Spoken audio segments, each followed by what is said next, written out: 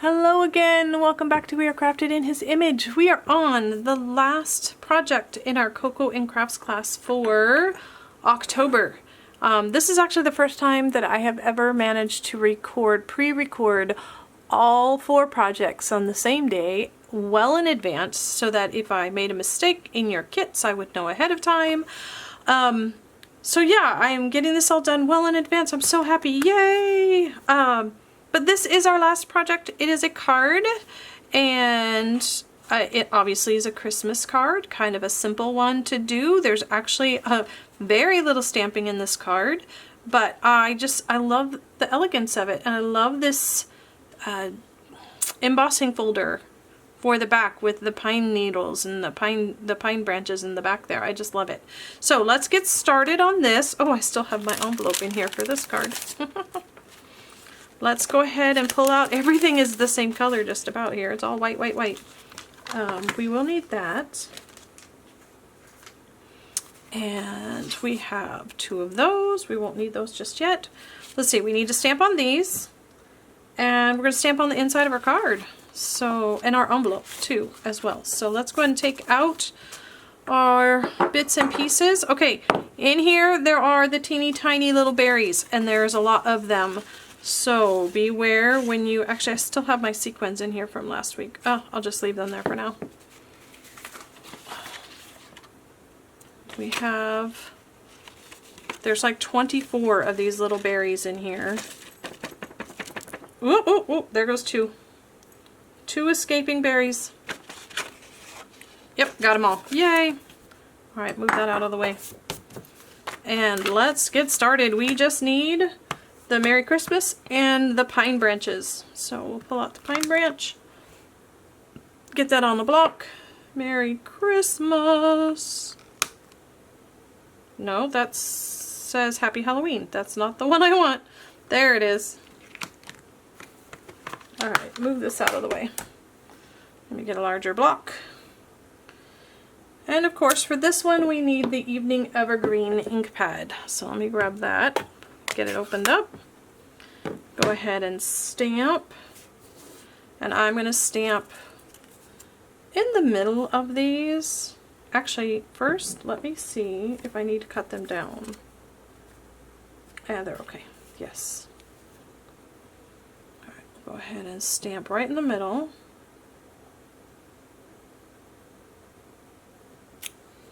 And number 2. There we go. And now we need to stamp some branches. So we're going to stamp a branch in or on our envelopes. Move those over here. Make sure I'm stamping in the correct corner. 1 envelope finished. 2 envelopes finished. And now I want to stamp on the inside. I'm trying to remember what I did on the inside of this one. Oh, I just did 1 little one in the bottom. You could do 1 here and 1 here if you wanted. I will stick with the one in the bottom corner. There it is. And 1 more in this corner here as well. Oh, it's so cool. It's raining outside my house and the wind is blowing and all the leaves are blowing across my yard. It's so pretty. My office overlooks a little creek, which of course is dry most of the year, but it has lots and lots of trees around it, and I'm just watching the leaves kind of blow across. There we go. Okay, time to assemble. This card will go together pretty quickly, very quickly actually. Let's go ahead and fold and burnish. I have some sticky on here. Alright, make sure my inside is correct. Okay, and then we have the embossed pine branch embossing folder. These have already been embossed for you. So let's put some adhesive on the back of those. And now oftentimes when I put adhesive on a panel that's going to be put on, I just do the 2 long edges. But oftentimes when it is embossed, I like to do all 4 edges because sometimes, now this one is actually pretty flat, but sometimes they have some curl and some lift to them. And in order to make it lay flat on the card, I like to adhere all 4 edges really well. So I'm going to do that on these. But generally, if it's a flat panel, I just do the longest sides, maybe a little bit in the middle. Unless it's like an interactive card that you know is going to take a lot of stress, like it's going to be, people are going to be pulling on it and tugging on it.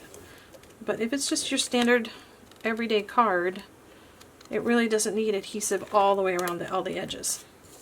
Okay, now this just goes centered straight across your card front.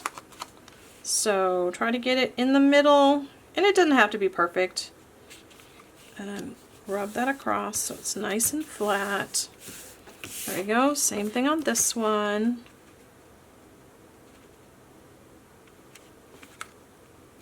And this panel is actually about the thickness, the width of the embossing folder. See? The embossing folder, it's just a little bit wider than that panel. So that made it, this was a nice way to use this size of an embossing folder. And this one actually comes with a snowflake one as well. So that's a fun way to use either one of those. Okay, those are done. Now for our wreath. And again, I did not put adhesive on the back of these. I didn't put any adhesive sheets so that it has more dimension and it's not going to lie totally flat. There it is. I'm like looking for my tape runner. Okay, so we have 2 different colors of wreaths. We have some Mossy Meadow and some Evening Evergreen, and I'm going to do, oh, probably one of each. Like, I'll do Mossy Meadow in the back on one and Mossy Meadow on the front on the other, just to see how they look doing them differently. Yes, you probably have some little pieces you need to pick out. I tried to get most of them out, but I really, when you have a bunch of them to do, you just kind of want to get them done. And then I poke them out as I need to. There we go. Come on, one more. There we go. Get that one off. So there's that one, and then I'm going to put a Mossy Meadow or a Evening Evergreen background one for the other one.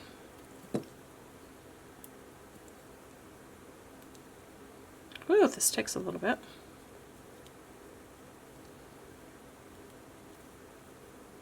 Can you believe that this year is already 3/4 of the way done? That it is fall already? Alright, there goes those.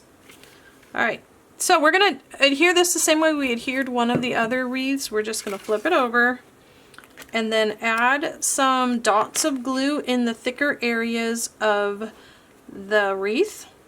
And you can put some on the leaves as well. Like, I didn't do any on the leaves on that one wreath, but we can do like the base of the leaves on this one. Just because the pine branches are so tiny. There we go. But we don't need a ton of glue on here. And then flip it over. Decide how you want it. And lay a block on top. Same thing on this one. Let's see, I'll hold this spot right here. Am I still centered? Yes.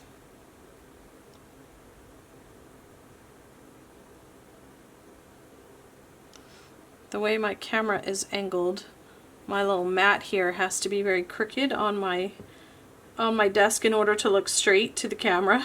So I keep thinking I'm little cattywampus over here. Okay. Let's see. Set that down and plop. Alright, now let's get the next ones ready. Go ahead and pull out all those little pieces if we need to. This one doesn't seem to have as many little pieces stuck in there. Oh, come on. Thank you. A couple in here. 1, 2, 3. 1, 2, 3. And then I'll go ahead and do this one while I'm sitting here.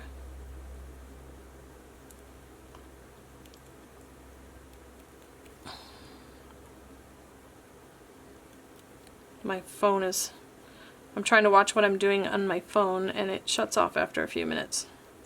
I have to turn it back on so I can see that I'm still in focus. There we go. Okay, so those are set up. Let's take this off.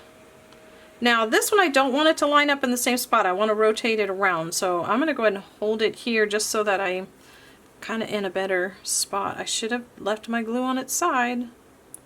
Oh good, it's still at the tip. So just putting a little bit of glue here and there. You don't have to cover the whole thing. And then I'm going to set it down like that. First I'm going to pick out this one that I missed. There we go. And set that on. And now let's do this one. Whoops. I missed another one. Okay.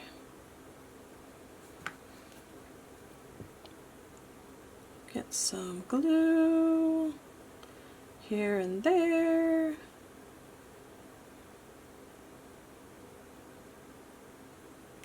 There we go. Oh. Oh, I'll need that. Don't get rid of it. Alright, let's move this over to that area. There we go. Oh, I like it both ways. I like it both ways. Alright, so while that is doing that, while that's drying, I'm going to grab my Merry Christmas here and get the ends trimmed down the way we want. Basically, I need to cut these a little bit shorter each and then banner cut the ends. Maybe about there and there. And then if you have the banner punch, just slide it in there.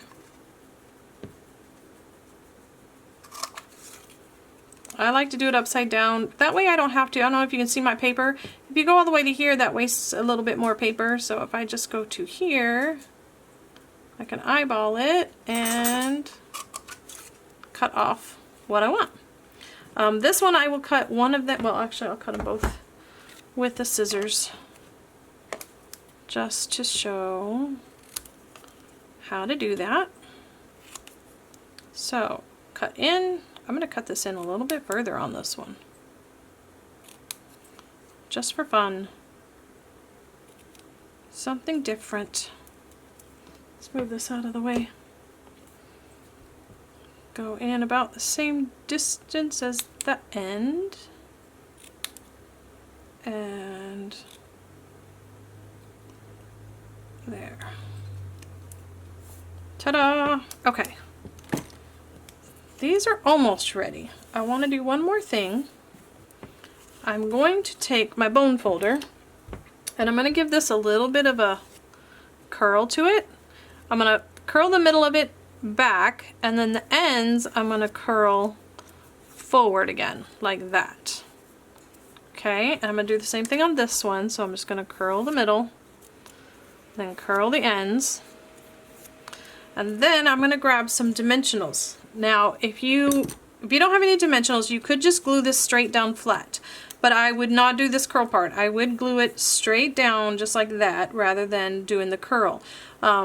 I am going to put dimensionals on mine, and I have found that when you're doing this particular technique, you need to make sure your dimensionals cover across that whole area that you want lifted. So let me move this so I can get it to me. So I'm going to start in the middle, and then I'm going to put one on either side, and I'm going to put them relatively close together. I'm not going to put them, spread them out. And the reason being is I have done this before where I had them too far out, and when it went through the mail, it ended up smushing in the middle and it just looked ridiculous. So try to keep your dimensionals kind of close together to keep that middle section from being smushed in when it goes through the mail. Okay, there we go. Yeah, see, so now it'll stay on there. So that is our next step, is to put that on. And whoo, I'm glad my window's open, or you'd be hearing a lot of wind blowing across the microphone right now. Looks like we do have a good storm coming through. So these are going to get glued on like this here. And so we're going to peel off our backings. And then I'm going to put a little bit of glue, or you could use glue dots if you wanted, or tape runner, right there on those spots right there, okay? So then this goes right in the middle. Try to center that, and then push those down. And there we go. There's that one. 1, 2, and 3. I have a mess over there. I completely missed my cup.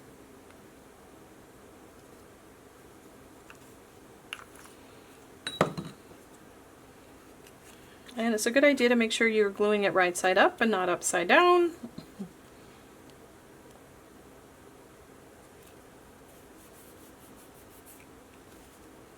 And then the last thing to do for this card is simply figure out where you want to put all your little berries. And again, I'm going to pull out take my pick tool, get this end ready.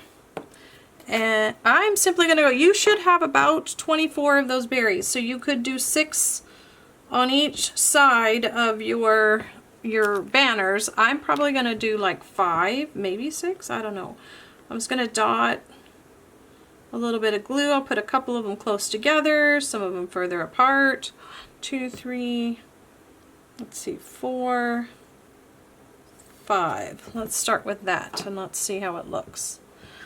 You'll also notice that the berries, when they cut out, they're somewhat cupped. Ooh, I think I have way too much glue on that one. I'm going to have to probably try and rub some of that off once it's dry. So anyway, the berries are somewhat cupped, so you want to make sure that the cup side is facing up so that it actually looks like, you know, a rounded berry and not a concaved berry. Then you'd have a raisin. There we go. Yeah, I think my dots of glue are a little bit much. So one thing to help with that is just don't push down really hard so it doesn't squeeze the glue out. The other side, or on the sides. See, I think I'm going to put 1, 2, 3, 4, 5, 6. So here's 1,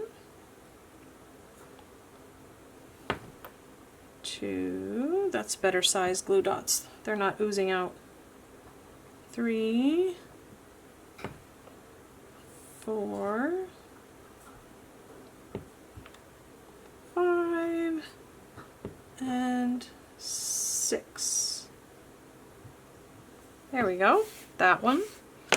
Now I need to flip some of these over. They're all facing upside down.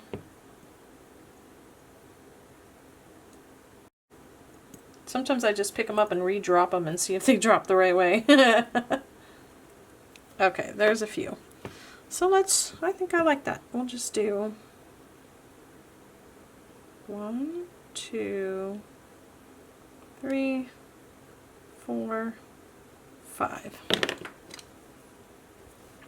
The nice thing about the die for the berries is it actually cut out 6 berries at once. So no, I did not have to sit and punch each of these out individually. They cut out 6 at once, so it wasn't that hard to do them all for the kits.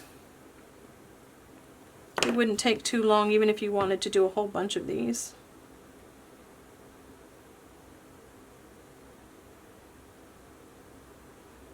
And if you had a small hole punch, you could just use a small hole punch for that. But then again, that's usually one at a time.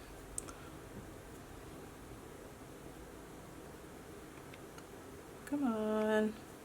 I think this would be pretty if you had like red glitter to put on each of these, because I like sparkles. I like sparkles. Alright, I think my sticky on the end here, after a while the sticky starts to get glue on it and it becomes really sticky. So I like to peel that off and then squeeze out just a little bit more. And now it will release. Yeah, see, that released much easier than the other ones were releasing. Whoop! Maybe released a little too well, because then it stuck to my... There we go. So yeah, if you find that your things aren't releasing from here, you probably got some of this glue on it, and then you just need to peel that off and squeeze out a little bit more. Just simply by turning the handle, it'll squeeze out some more of that onto the, or out for you. Alrighty, there we have... Oh, this is our last project, isn't it? Project number 4 of October's Coco and Crafts. We made 2 Christmas cards, so you got a head start on your Christmas projects. And actually we made 4. Last week's was also a Christmassy type card as well. So you have a head start on your Christmas card making. There you go. Until next time, God's love and blessings to you. Bye.